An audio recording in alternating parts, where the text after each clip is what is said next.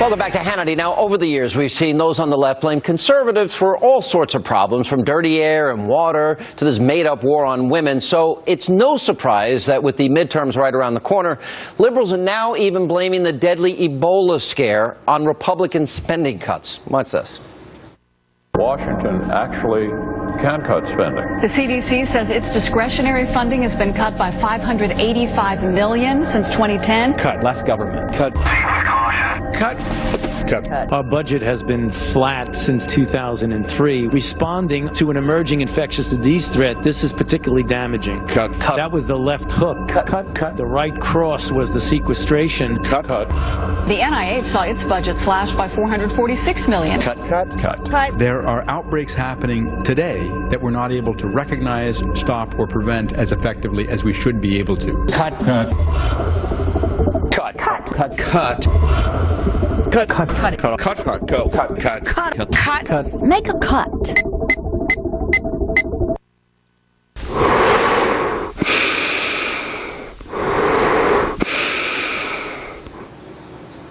Republican cuts kill. Here was reaction. Fox News contributor Katie Pavlich and the woman behind that ad, Erica Payne, Hagee of the Agenda Project. Erica, you standing by? Republican cuts kill. Is that your statement? Absolutely. And not only have we cut a 60-second ad, we've also put about a 20-page research report together that details the cuts that Republicans have called for over the years. How do you define a cut? Because, for example, do you know how much NIH spending went up in the Bush years, for example? Do you know how much? I don't know how much it went up in the Bush years. I know how much it's gone down since Republicans took charge of the budget process. Under President Bush, it almost doubled. Now, do you think $18 trillion in debt and $100 trillion in unfunded liabilities is a threat to our children's future?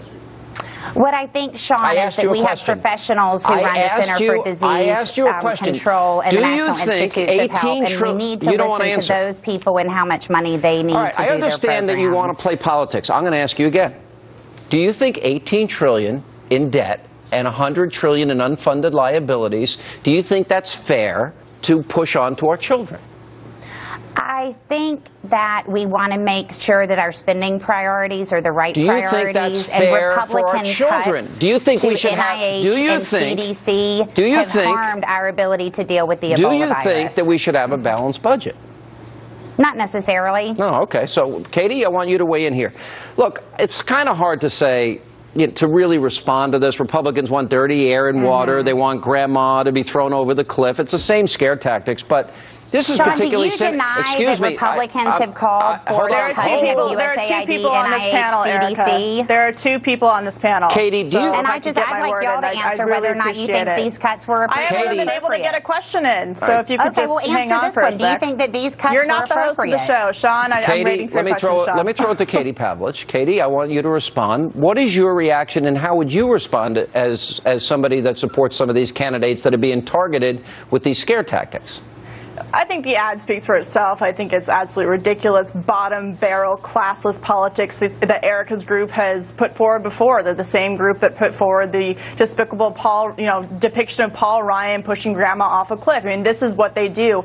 And they're so desperate that they're taking advantage of a crisis and a real tragedy, and they're willing to show dead Africans in this ad to push a political agenda that is not based in fact. Sean, you're absolutely right about the NIH funding. And Erica mentioned she's interested in priority spending. Well, maybe the NIH should stop spending money on drunken monkeys and researching whether fruit flies are attracted to each other, and maybe they could have more funding for the Ebola research that you claim that you want. So I don't spend a lot of time worrying about drunk monkeys. What I do spend time worrying about is when the head of the CDC and the head of the NIH comes forward and says that budget cuts have hampered our ability to deal with the Ebola crisis. And I want you to answer whether or not you think the $13 million cut to the Center for Zoonotic Infectious Diseases was an appropriate cut. Do you think, as Beth Bell asserted, if we had done some modicum of investment in Africa, we could have stopped this at their border instead of letting it come into this country? I think we should have a travel ban and secure our borders. Those would be the two things I would do, and I'm sure you probably oppose them. And those are the things that Mitch McConnell supports, by the way, who you're targeting in this ad. I think it's reprehensible that you go out there and scare care of vulnerable seniors and vulnerable Americans that don't know the facts about Ebola, and you're trying to convince them that Republicans want them dead. You will think, you say, Paul, hey, let me finish. Paul Ryan wants to throw Granny over the cliff. Now you're using Ebola to play politics. I think it is the lowest form of political ad. You ought to be embarrassed, and on top of that, you ought to share our desire to stop the immorality of robbing our children blind by stealing from their piggy banks, and you should support a balanced budget. We'll give Katie the next word.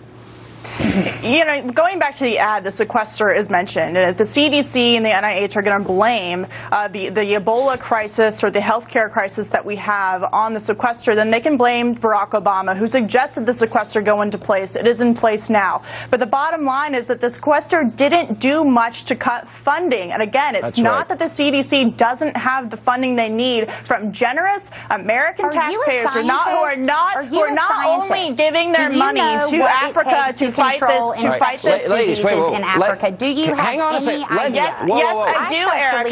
Yes, I do, and I trust the leaders of the NIH to tell me what they need. And what they have said is that the budget cuts that were supported by Republicans, pushed by Republicans, have hurt their ability to handle this crisis.